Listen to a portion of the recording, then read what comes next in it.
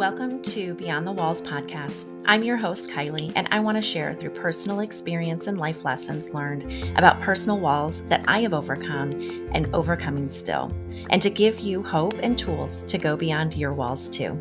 Let's get started. I love it when your path crosses people and you don't know whether it's for a season, just a moment in time, or if it's going to become this lifelong friendship. But I'm excited to introduce you guys today to my guest, Amanda McMaster. And lo and behold, we moved here in 2018, and my son went to the local public school and started kindergarten. And he had this sweet little friend in school named Marlo. So cute and so fun. And I did not know Marlo's mom, but we ended up at a neighbor's house. She was doing a Bible study. And I met Amanda there. I don't know, we might have even only been at like 2 or 3 of the book clubs, I think, and then never really saw her again for like 5 more years. And then I kept seeing all of these really fun posts on Instagram and on Facebook and just seeing really cool stuff that she's been up to. So I reached out to her and was like, hey, remember me? We had this connection way back in the day. Let's get coffee. Let's get reacquainted with where we are at today. And I am so glad that we did. And Amanda has an amazing message to share with you guys. And I'm so excited to be able to share her with you. So Amanda, welcome. Tell my audience what they should know about you today. Thank you. I'm so glad to be here. I'm Amanda McMaster, and similar to you, I live north of Dallas here in Texas, and I'm married to my college sweetheart. We've been married almost 22 years. Congrats. Thank you. We have 2 daughters, Amelia and Marlo, like you mentioned, that are 12 and 10. And trying to think of what else. We are former missionaries, used to be in full-time ministry in Michigan. But really, Texas is home. We got back here as fast as we could. Let's see, we'll get into this a little bit more as I share my story, but I've had my own wellness business for going on 8.5 years, and got into Christian life coaching around 2019 and realized I had actually been a coach for a long time. I just didn't know I was coaching people. Mm-hmm. I've worked with women for 20 plus years, just as a coach, mentor, discipler, there's lots of different titles, but just working closely with women. I'm just passionate about women's growth and transformation, whether it's in their faith, but also in my wellness business. I'm a sucker for transformations, even home renovations, before and afters, makeovers, all that kind of stuff. I love seeing people grow and change and develop. And so, I love that. I'm so glad to be here. Yeah, you are definitely a girl after my own heart. I feel the same way. And also I was born in Michigan, but I think you were born in Texas, right? I was born in Pennsylvania and we traveled a bunch. I grew up in Texas. Texas is home. I landed here by 1st grade. And so. Wow. Yeah. I've also lived in Pennsylvania. So it's like, our circles have just been. Webs. Yeah. I love that. Well, I definitely would also agree with you. Texas is also my home. I love Texas so much. But I did enjoy my time in Michigan. But as we were just discussing, I think we're over the winters, right? We would take Texas. I'm thankful winters last like 2 months here, basically. Yeah. January and February, maybe another cold front around Easter, but done with that. That's it. That's all I want. I took a walk earlier today in flip-flops and a sweatshirt. It was glorious. That's all right. Classic Texas, flip-flops and a sweatshirt. Yes. With the warm sunshine. Oh, it was so amazing. Yeah. All right. Well, so today, I think being able to hear your story again, I'm like, you have so much to share about just your even health journey, which you mentioned what you do in your health coaching. And so you've been through so many different stressful events and then have come to such a great transformation now. So why don't you just kind of tell us your whole story and then we can kind of take it from there. Yeah. So I'm going to kind of start kind of in the middle of my story, in the sense that Chris and I had been married for around 8 years or so. We didn't have kids yet because we were trying and it just wasn't working the way we wanted. Mm, And so what would I have been? I would have been like in my late 20s, early 30s, and found myself completely infertile. mm, And spoiler alert is I never was able to conceive. I've never even had a miscarriage. I've never been pregnant, but was in that journey for about 8 years. And then once we decided to move on past that, we went through adoption, adopted our first daughter, Amelia, who was a special needs baby. She actually came home with us from the hospital. We didn't know she was a special needs baby, mm. or but through some very stressful, and really, that's putting it lightly, more like traumatic events with her of not being able to eat and breathe in those first couple of weeks, ended up back in the NICU. She was diagnosed with a page full of diagnoses, and all of a sudden we had a special needs baby. Wow. um, so very stressful, traumatic, unexpected, especially after 8 years of infertility, just being so grateful to now have a child, but Yeah. now the child suffering and struggling. Yeah. Um, so just this tension of like gratitude, but also absolute fear of like Yeah. what's going to happen, Yeah. and feeling so ill equipped for that. We adopted our second daughter 2 years later, who was fully healthy. And we lived with my parents for about 8 months until Chris was able to get his first corporate job ever, because we went straight from college to ministry. Mm. We got a fixer-upper house and fully renovated it. And all that to say, I'm kind of just listing these off and kind of blowing past all Yeah. these situations just to paint this picture of, it was 10 years of trauma and stress and very difficult, challenging time. It wasn't Yeah. just one thing, it was a lot of things. It was Yeah. infertility, adoption, a special needs baby, being forced out of full-time ministry, living with my parents, right? And Yeah. so it was just Yeah. a lot. Yeah. And Well, even changing careers, right? Because it's not like yes, you just had to, you big lost a job and had to in get a new one. So that's careers. like a career change on top of that. Yes. Yeah, it was truly like figuring out, okay, we thought we were going to spend our whole life being in ministry, which is a very purpose-filled life. You Yeah. feel very satisfied, it's very rewarding. And then going to, I just need to clock in and clock out of my job Yeah. and make ends meet. Yeah. It really stripped away some purpose and identity even. Yeah. So finding just that new normal. Mhm. On top of that, I did have health issues way back in infertility. It's kind of protocol for them to test your hormones, test your thyroid, and I was diagnosed with Hashimoto's disease, which is, I think, the most common Mm. autoimmune disease out there, just impacting your thyroid. I know that thyroid medicine, levothyroxine, is the most prescribed Yeah. prescription out there. It's just so common for women to have thyroid issues. But at the Yeah. time, I was so laser focused on having a baby that I was just like, give me the pill, tell me what to do. I just, you Mm. know, want a baby. And so during those 10 years, my health, my physical health was really on the back burner of like, I'll get to it when I get to it. And Yeah. obviously what happens through stress and trauma is it takes a toll on your body. Your body does suffer. For me, living in survival mode, Yeah.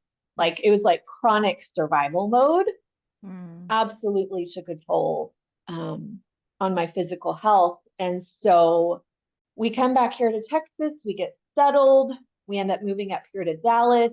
By that point, I had my wellness business. and was crushing it, doing really well, but still operating almost from a Mhm. place of survival mode in my business. I Yeah. never really stopped. I Yeah. never really got out of that, not only headspace, like mental space, but also just physically. I was still operating off of adrenaline. Yeah. And kind of where we're going with this is I found myself in 2019 with just full blown adrenal fatigue, like a legitimate physical burnout where my adrenals went kaput, my hormones were completely out of whack, and I was in a place of mental exhaustion Yeah. and depression. Mm. So went to see a therapist. I mean, just recognizing at that point I need Yeah. help. I need to process through this.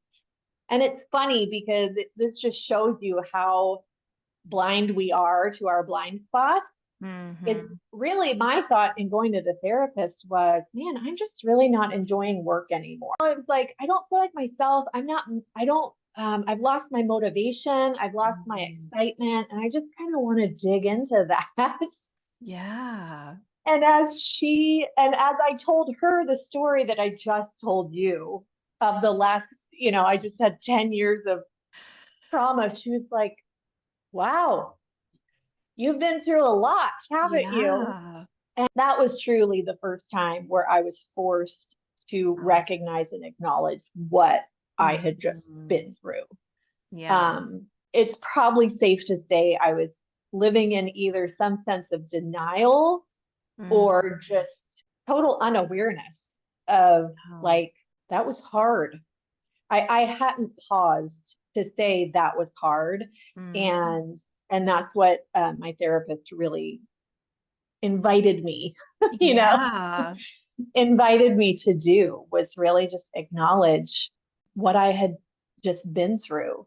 Yeah. And that for me was the beginning of healing, but it Mhm. truly was just the start Yeah. for me. Yeah. It was really the first place that I even recognized that I hadn't allowed myself to say that it was hard, and I hadn't allowed myself to validate my feelings. Yeah. Because there she was sitting across from me, and I told her the story just as simply as I told you guys. It's not like I was in tears or anything. Yeah. I just, here's what I've been through. And it wasn't until she stopped and like invited me to call it what it was and say, that was hard. Man, when you wanted a baby and you weren't getting one, what was that like? Mm. And I found myself being like, it's okay. I made it through, like totally minimizing Yeah.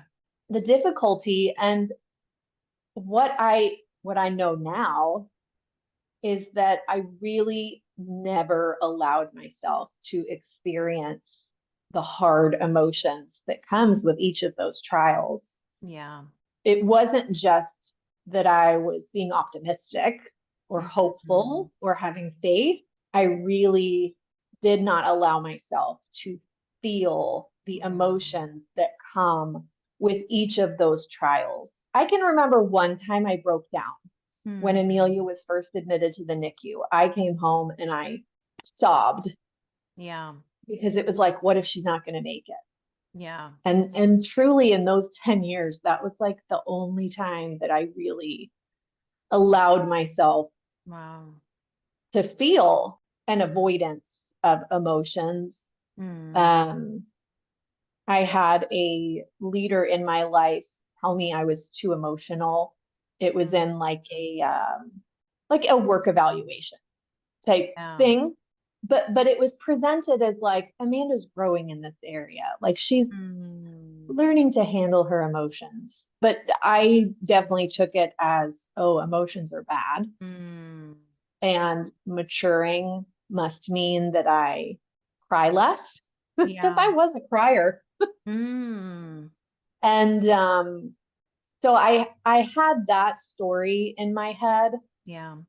as I went through those 10 years. And Yeah. so I really believed that to faithfully through those situations would mean to focus on truth and focus on, the having perspective in it all, but at the expense of my emotions. Yeah. And when we chronically avoid our emotions, we do end up with something like adrenal fatigue because our body is trying to compensate, um, trying to keep up Yeah. rather than giving ourselves that permission to rest, to grieve, to struggle, to feel afraid, Yeah. um, all of that. Yeah. Boy. Yeah, it's almost like we don't realize, right? Like you called it a blind spot, right? And I'm thinking of like as you're listening to this story and you can look back, you're like, did you it's all I wonder like you didn't even know you were surviving in all of those 10 years until all of a sudden like you don't know what it looks like to not be in survival mode, right? So almost how to live a completely different way. Oh, so my podcast was called Beyond the Walls, right? Like, how do we take down those walls in our life that are just like trapping us in? So, not being emotional and just getting it done, is a wall that your therapist really kind of got you through to like put down the wall of, I don't know what you would call it. Is it bravery, suck it upness, like just get the Mm-hmm. job done, keep moving forward. Like, I guess what would you kind of call it? And then how hard was it then once it kind of like came down? Like, did you allow it to crumble all at once and then you just kind of like laid bare? Or was there a lot of resistance in embracing the emotions? Like maybe tell me a little bit about that transitional space. Yeah. So, man, I think praise God for my therapist. I think I only had like 20 sessions with her and before COVID started. Oh, yeah. So they were in person. Imagine that meeting with someone in person. Um, but those sessions were the foundation. Like she probably without realizing it, truly set the foundation for my healing and growth and my own transformation. Because in those sessions, not only did she provide me the space to grieve and to get angry and to be sad and to feel the deep disappointment of like each of those circumstances, Yeah. but she started to give me just some very basic skills to start, like you said, experiencing life differently. Yeah. Um, so she invited me to feel, which was a life skill I obviously didn't have. She really encouraged me to talk to myself differently, Hmm. um, to be kind to myself, to talk to myself the way that I would a friend going through a hard time, rather than like what you were saying, suck it up and get through it. Yeah. And I would say that it definitely, the growth and change came gradually. It Mm. wasn't quick, it wasn't overnight. It was just taking those couple skills that she gave me Hmm. and starting to practice with them because it ultimately required me to really retrain my brain in the way that I thought about emotions. And I remember the time following meeting with her, I actually went through a time of depression. And I think it's just because I allowed all of those feelings that I'd shoved down to surface, Mm. um, and feel them. And it's almost like I experienced the sadness that I should have experienced Yeah. through all of that time. I experienced it like compounded. Yeah. Like 10 years worth But all at once. yeah, Mm. but in that time, what I kept telling myself is you're finite. You are limited. It's okay to feel this way because you can't do everything all at once. And really accepting that I was like finite and fragile. It was kind of like accepting my humanness, like Yeah. you're a human. And what I would learn later, another skill that I would learn later is like part of being human is being emotional. Mm-hmm. And if you're resisting your emotions, you're really resisting that part of just being human, being a created being, Yeah. and allowing yourself to feel the feelings. Yeah. That came later, was really learning that skill. But initially, those couple skills of being kind to myself, talking to myself so differently, and just accepting the fact that I'm fragile and finite, Yeah. because that's very different than like suck it up and get through Yeah. it, you know? Yeah. Definitely. I'm curious, if it's not too personal and you don't mind sharing.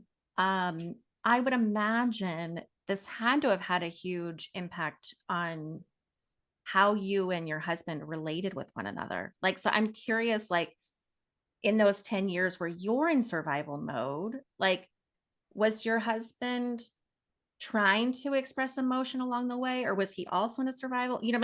Were you battling side by side? Were you guys tempted to fight each other? Yeah. Um, I wouldn't say that he was trying to um, be emotional and I was resisting it. I think we were both very, especially, I'm thinking specifically when we had Amelia as an infant, special Mhm. needs. She's going to like 3 or 4 doctor appointments a week, multiple therapist appointments. I mean, it was truly survival mode for Yeah. us.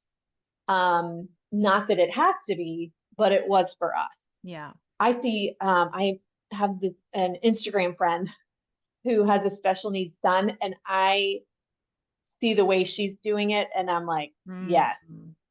you're doing it the right way. That was not Yeah. me. Yeah. So, not that it has to be survival mode, but for us, it was. And um, when we left full time ministry, my husband experienced a real loss of identity that I did not experience. And Mhm. so, I guess what I'm saying is that we both definitely experienced the circumstances differently. Yeah. And yet we were both in a season of struggle and survival in our own ways. Yeah. Yeah. Um, and yes, it of course impacted our marriage. I think for a time, I didn't know how to express what I was thinking or feeling. Yeah. And so our communication really suffered. And until I was able to put it all into words, he really was in the dark. And Hmm. even as wives, if we feel in the dark about what our husbands are going through, you feel helpless. You feel, just like, so that's what he was going through as I was like Mm. really having to figure out myself and Yeah. how I was going to move forward, and getting until I had those skills to help myself. I It's almost like I didn't even know what help to ask for, Yeah. you Yeah. know. Yeah. And it's scary because then you're like, we don't have the language ourselves, then it's really hard to come together when we might really want to come together and to be able to talk about it together and how do we share about it. It's really important that we are healing ourselves, right? Like our spouses don't complete us. Like we're two whole individuals that have been put together to try and get through life, right? Like we're two hot messes trying to figure it out, but we Yeah, ended I up really, together, yeah. right? Like, but we're impacting each other and we want to come alongside of each other, but we can't fix each other, right? Like we're not responsible for each other, but we do get to be a great resource for each other.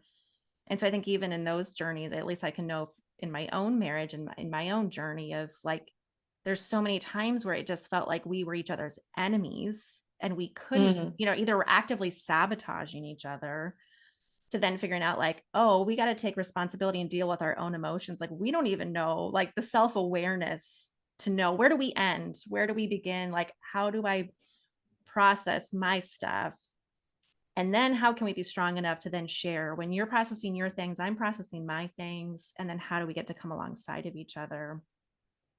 and almost create a whole new language, right? Like I imagine you now speak probably very differently than you used Yeah. to Isn't and that funny? process, because stress still comes, right? Like it's not like Yeah. you're not ever being in stressful situations, and your parents, you've got almost two teenagers now, right? Like Yeah. so stressful. And so what has been the best transition that has happened, the reward for you guys, even in your marriage, and how you guys process stress together or individually since that time of embracing your feelings and emotions? Yeah. I think we're just able to communicate now, like, Mm, which makes a world of difference to when you can articulate your thoughts and emotions. So that makes a huge difference. But yeah. also for me, learning the skill of being kind to myself. It's funny, I've actually always said this as in ministry and as I've worked with people, I've always said, like, you will always treat other people the way that you believe God treats you and the way that you treat yourself. Mm, So learning to be kind to myself, ultimately, the way that I believe that God is kind to me, yeah. uh, allows me to be kinder to my husband, allows me to give him the benefit of the doubt. I think we've become far less accusatory of each other Mm, and far more curious. yeah. Rather than jumping to the conclusion or the assumption, it's, Yeah. hey, I could be wrong here, but here's what I think I'm seeing. Am I right? As we start to get curious with ourselves of like, hey, what am I feeling right now? What is this? And far less just judgmental of ourselves of like, I don't know what I'm feeling, but it's wrong, and I'm not going to allow myself to feel it, like, Yeah. um, Yeah. then we naturally are going to treat people different. Yeah. Well, and I love that language of the like become curious, even in the opposite of then condemnation, right? Because I think Yeah, when you were given that advice way back when of like get better at being less emotional, right? Like have better self essentially. control. Yeah, yes. Then if you're demonizing emotions, like emotions are bad. And it's like, instead, if we're just curious, like, man, like pain is important information, right? Like Hmm. those negative feelings, like the pain, you don't touch the hot stove when it's on fire. Like if we didn't have that pain information to not go do something, or we're in danger, or we need to take a minute and like figure out what's happening. But if we don't stop to figure out what's happening, then yeah, we can't even take in that information. But if we can, I like the language of be curious instead of accusatory, because even for yourself, right? Hmm. Like I'm feeling something, instead of being like, I shouldn't be feeling this. Hmm. Now it's, why am I feeling this? Hmm. And then we can do something about it. Then there's some healing in it. What do you feel like, if you do you have a word or a thought? Like one of the things that I say is bold faced lies. Like I feel like we listen to bold faced lies all the time, especially when it comes to like just our value and our self worth. Like you should just suffer and be a martyr, right? Like that is a bold faced lie. Mm. You are valuable. That's the truth. And so there had to have been some kind of bold faced lie for you back then of like what it meant to be emotional, or to even like to pause in those moments. Do you know right now, like if you could put it in that practical sense of like, how were you living? What was the lie you were surviving under in those 10 years? Yeah, I don't know if I like I'll say what came to mind is Okay. I'm thinking specifically once we were out of ministry, back here in Texas, and I was building my business.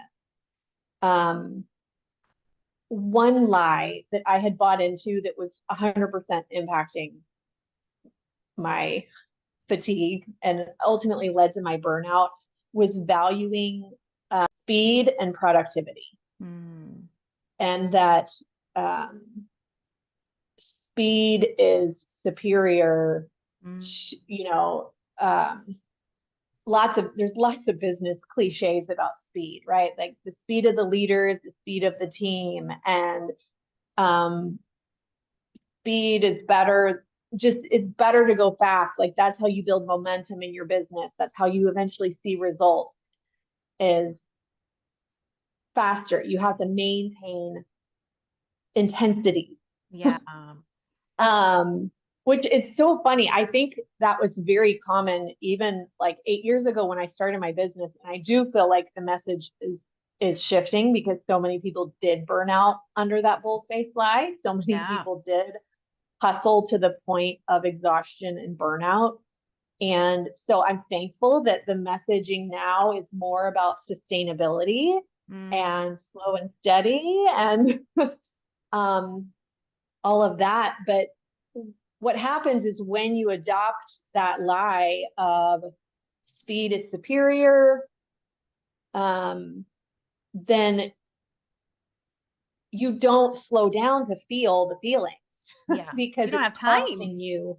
No, time is money and it's costing you results to Yeah. slow down and allow yourself to feel. And so I'm so thankful. I in 2021 I started working with a business coach who talked about the importance of slowing down in business. Like that Yeah. actually slowing down leads to better results, slowing Yeah. down and thinking, slowing down and planning, slowing down and being proactive, Yeah. slowing down and thinking ahead, like rather than constantly living a reactive life, really striving to live a proactive life Yes. requires you to slow down. And so really letting go of that bold faced lie, whew, Yeah. it's game changer, especially for my emotional health. Yeah. And it didn't come without having to relearn some ways of thinking, Yeah. but that for sure Yeah. was a bold faced lie that I had to let go of as I completely pivoted Yeah. and started to embrace just my emotional health. Yeah. Yeah. That makes a lot of sense. I think of too, I'm curious, back in those beginning days, I mean, you mentioned like it wasn't an optimism, but I imagine like Mm, you're also a positive person in general, yeah. right? And so Yes. I had just actually spoke about this. I go live every Friday on Instagram. And so I was talking about the difference of like the half is glass full or the glass is half full or half empty, right? And we're like, Mm-hmm. there's positive people and negative people. And I categorized it so minimally. I mean, there's shades and there's variations to this, but I almost feel like so my husband's negative and I would be positive. And I feel like oftentimes That's us too. yeah, Yeah. like I'm getting mad at him because I feel like negativity is like slowing us down, right? Like, what's the point? It doesn't change the outcome. Like, let's just keep moving forward, right? But then I think he views my positivity as just like naive and Pollyanna and unrealistic, right? Like, there's still got to be Yeah. logic, right? Like, he's logical, I'm emotional. And so then you put faith into the conversation. And then you put in, I heard in the beginning too, you're like, let me be grateful. Like, how do we mix like disappointment and gratitude Mm. with faith and surrender, hopes and dreams, but contentment? And like, that's a lot to even unpack if like we put so much burden on us that's like, they're this or that, either or, we can't do Yep. both. Like, how can we have a dream and be disappointed and be okay, right? Like, it doesn't have to mean we're faithless, but that can be a scary place, like, what do you feel like when you were doing your healing and reprocessing all of those earlier days? Like, what was some kindness that you had to give to yourself Mm. in just being sad? I guess being okay that you were sad in those moments or disappointed or frustrated and still being able to accept and not like completely walk away from God in those moments. Yeah. Yeah. I mean, being emotional, we are emotional because God is emotional. But I do believe it's filtering our emotions through truth. Yeah. So some people might say, validate all your emotions. All your emotions are valid. I would say, well, they're valid in the sense that you're feeling them, but I don't think all emotions are proper or appropriate or healthy. Mm, Um, and so it's not either or. It's not like either I'm content or I'm desiring more. I think because we are humans, we are complex. I think it is both and. yes. I am both happy and sad. I am both afraid and excited, right? It Yeah. is both and allowing ourselves to realize that's part of being human is we're complex. We can have multiple thoughts and desires at the same time. We're very fickle creatures. Yeah. We want one thing one day and another thing another day. Yeah. And rather than saying that's wrong, saying that's the fact. Like that Yeah. that is the fact. And so really realigning our expectations of ourselves, Yeah. not to what we believe the ideal should be, but to what reality is. Um, so readjusting our expectations of ourselves, but then going back to I'm human. Yeah. I'm human. I feel this way because I'm human. I'm complicated. I'm finite. And giving yourself the permission to feel those feelings.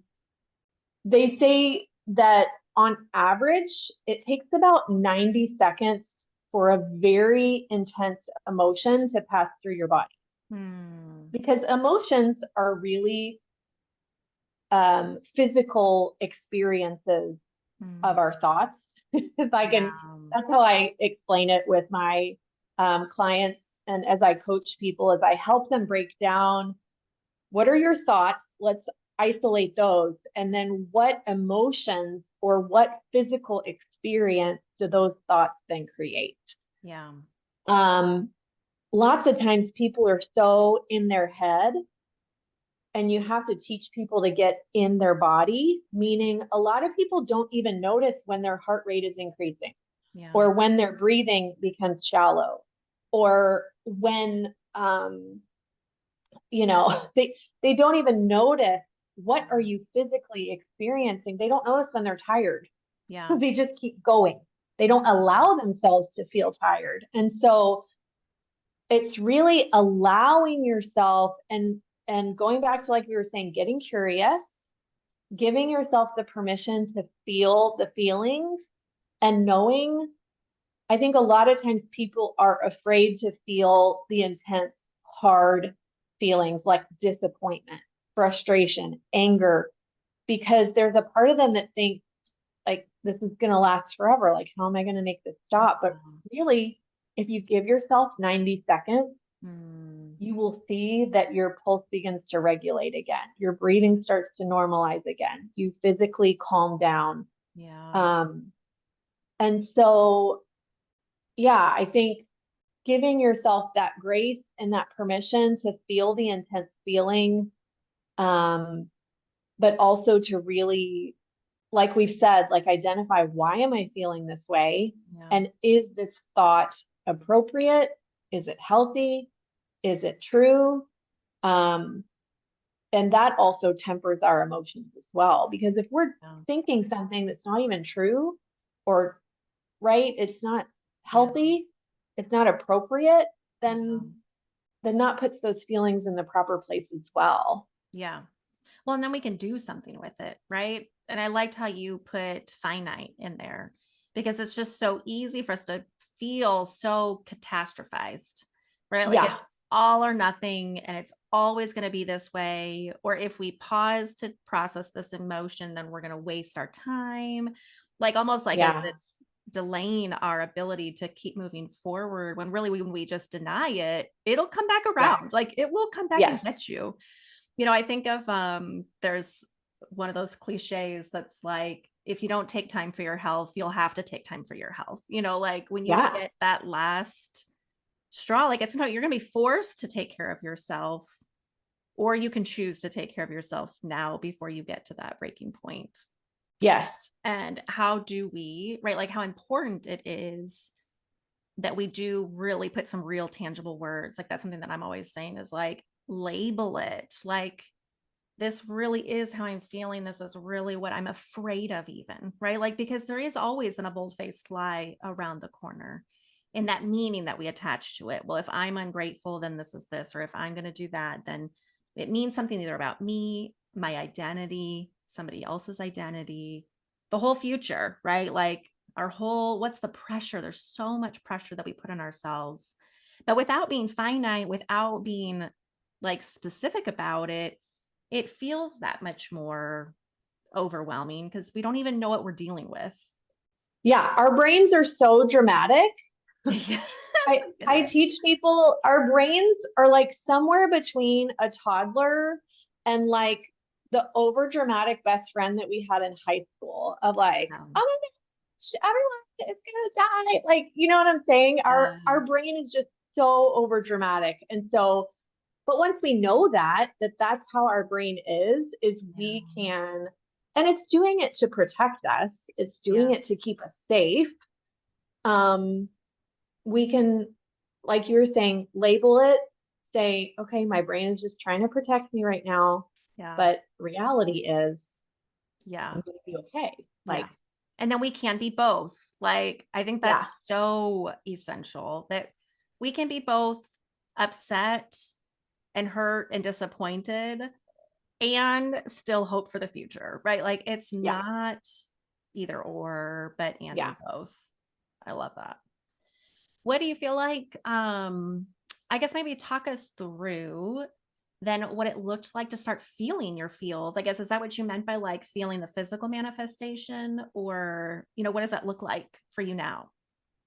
Yeah. So now I kind of like I just mentioned, of really growing in self awareness to where you can identify the thought and the physical emotion that you're having. A lot of times, well, most times, we experience the emotion before we can identify the thought behind it. Hmm.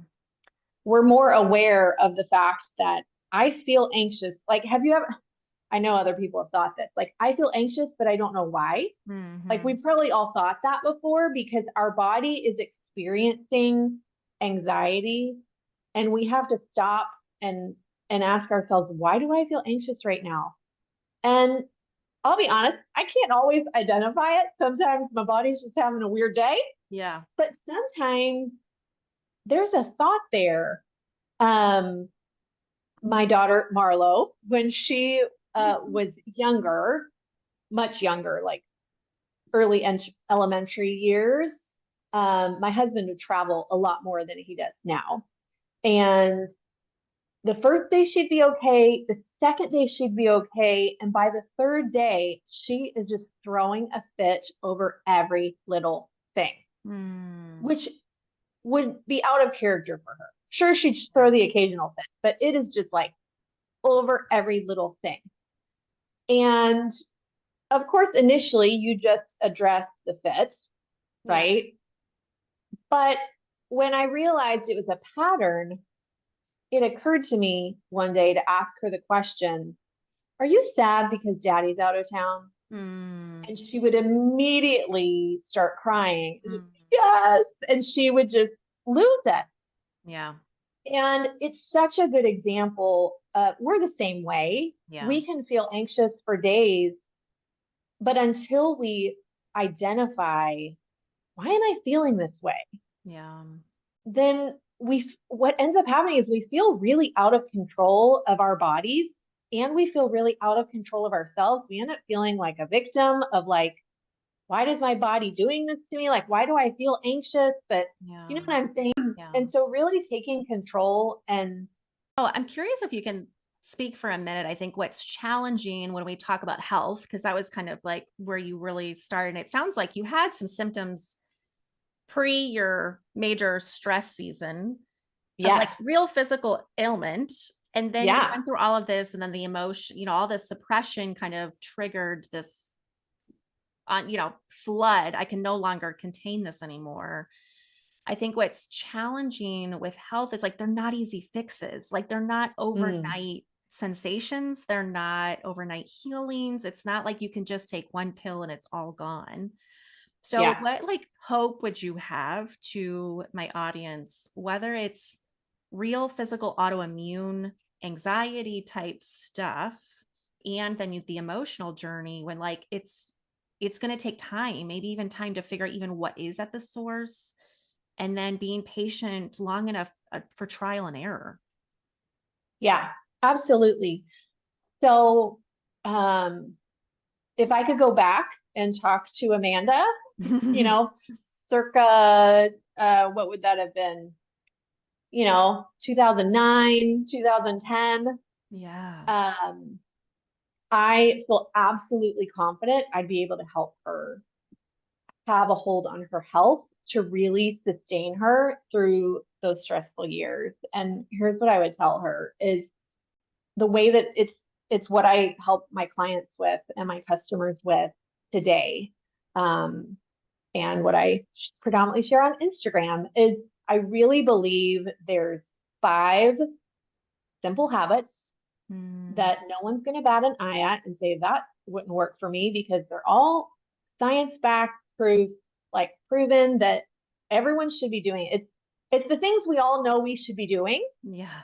Mm, but don't always do. But I yeah. truly believe they can transform your health in a matter of weeks if you make them non-negotiables in your life. Mm, It's properly hydrating yourself, moving your body a mm, few times a week at least, getting adequate sleep at night, mm, eating food that energizes you, and taking care of your gut health and um, prioritizing.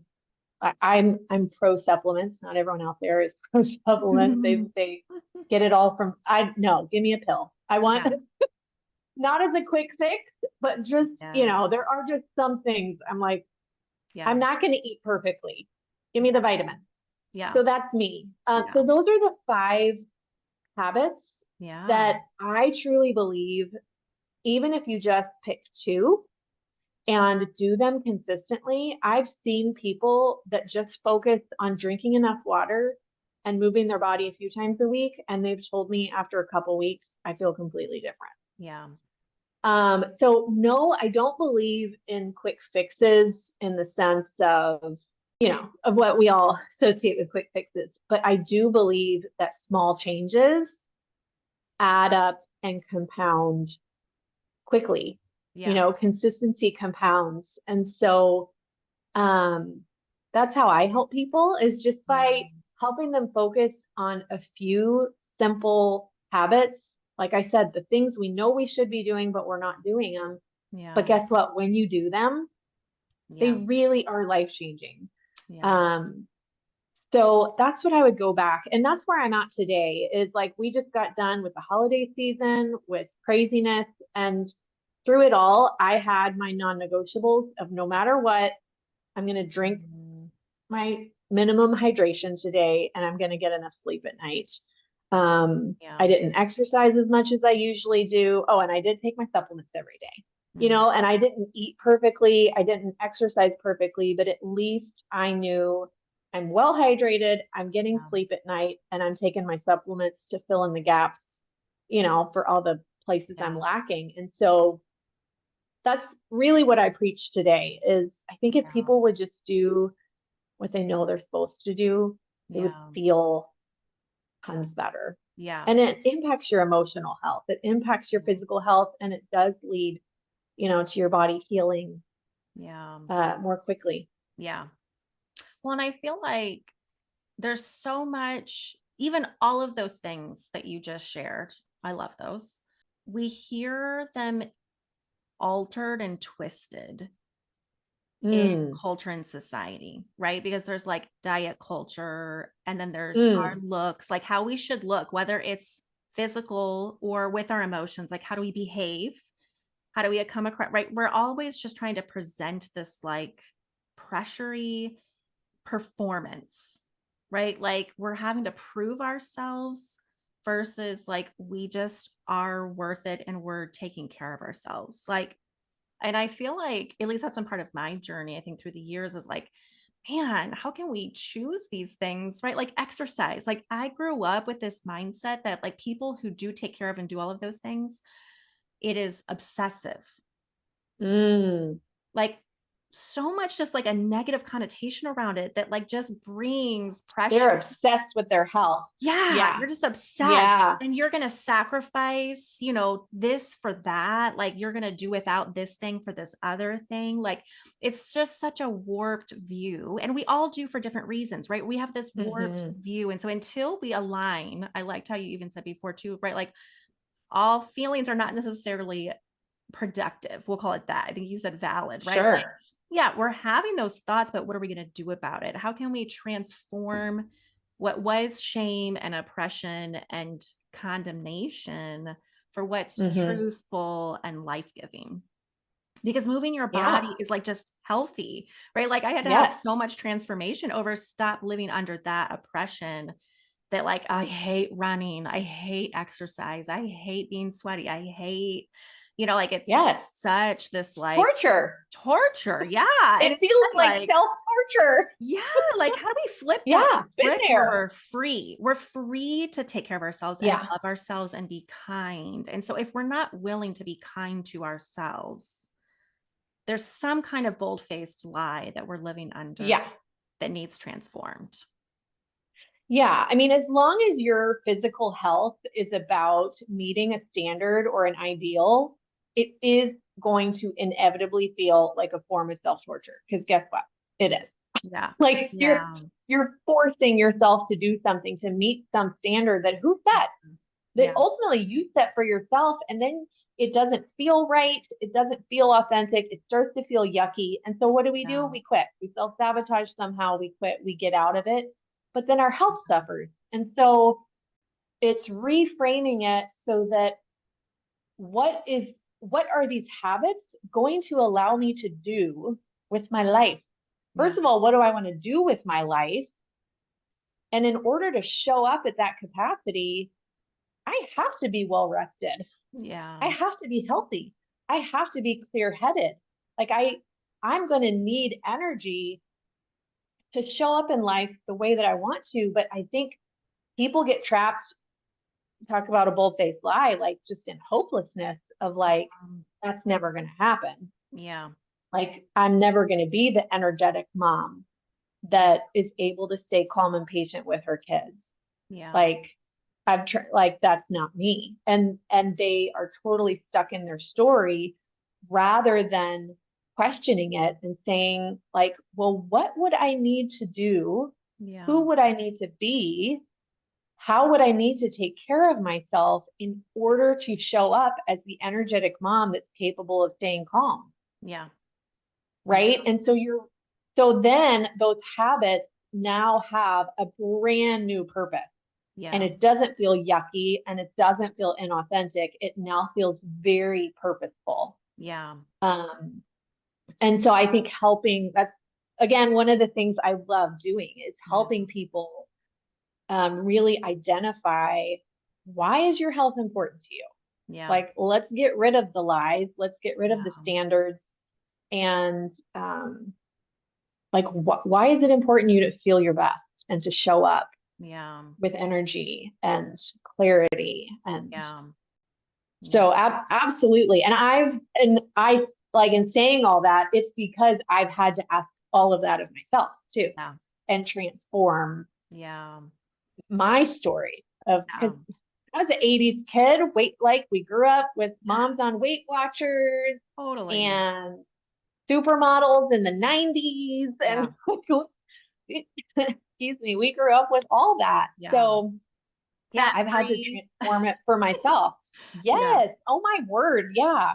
Yeah. Light, Lite, whoever changed that spelling. I don't know. Yeah. Like, where did that come from? Yep. Totally. Well, and then it's such an interesting, I think that's what's awesome about getting older is the Right? older we get, the more freedom, I think the easier it is for us to embrace even just our own individuality, right? Yeah. Because how can we start to look at our neighbor? How can we look at those other Instagram people or other people that are doing things that looks more like, man, I wish I looked like that. I wish I was that energetic mom, or I wish I could have been that younger special needs mom that did it that way instead of the way that I did it. Mm-hmm. How do we Right. use those stories to inspire us and not condemn us? But then also, like, what do we need? Right. Because I think even hearing what you're saying, like, yeah, those are all the basic things that we know are good for us and we just don't do the good things. But the reason why I'm not doing the good things for myself is not the same reason, probably, for why you're doing those things. Right. And so the solution, like, how do we leave room for it's not one size fits all, Mm-hmm. but we can use each other for inspiration instead of condemnation, and to take ownership of ourselves, take ownership and responsibility of our well-being, and do it because we're valuable. If we don't have that identity that we're worth it and we do have value, then it'll always stay in that space. I wonder, of just that condemnation. I'm not good enough. We're comparing and competing instead of coming alongside and inspiring each other and collaborating. Yeah, absolutely. Yeah. Encouraging one another. Yep. Everything you said. Yep. I love it. Well, any other last nuggets you have for us or have on your heart that you still want to share before we close out? I will say this, like if anyone listening just can relate with the portion of my story of really having lived chronically in survival mode. Mm-hmm. Again, just like speaking to my old self, like if you are also in that position, it would just be don't minimize Mm, what you're feeling and ask for help. I would say um, going to my therapist was long overdue, yeah. right? I should have done it far before then. And then once I finished working with her, I started working with a coach. And again, that was a necessary component in my healing, was to be able to process and talk and correct my thinking. And so um, even if it's not a professional that you work with, you Yeah. need people in order to grow and heal. God made us to live in community, not to live isolated. And so whether it's a family member, a friend, or a professional, include people in Yeah. your struggles, even when you're struggling to articulate what's wrong.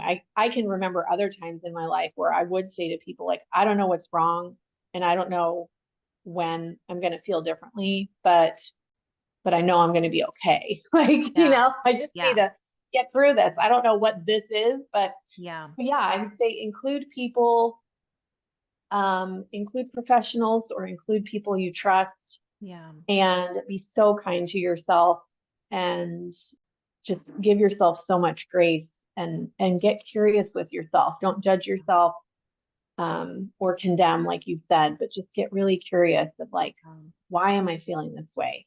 Don't make it wrong necessarily. Just, Yeah.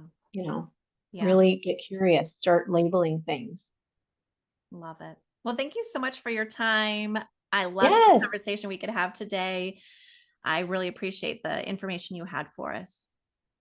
Thank you. Thank you so much. And if people want more information about what I do, my website is amandamcmaster.com. I'm on Instagram as at the Amanda McMaster. So Perfect. people can follow me there and be Awesome. reminded to drink their water and get their sleep at night.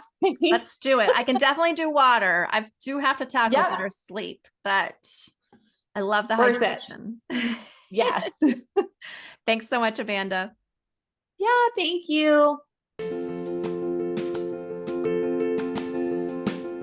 Thank you so much for joining me today. If you would like more information about opportunities for coaching or more help outside of the podcast, you can follow us at beyondthewalls.podcast on Instagram, or check out our website, beyondthewallspodcast.com. Until next time, bye.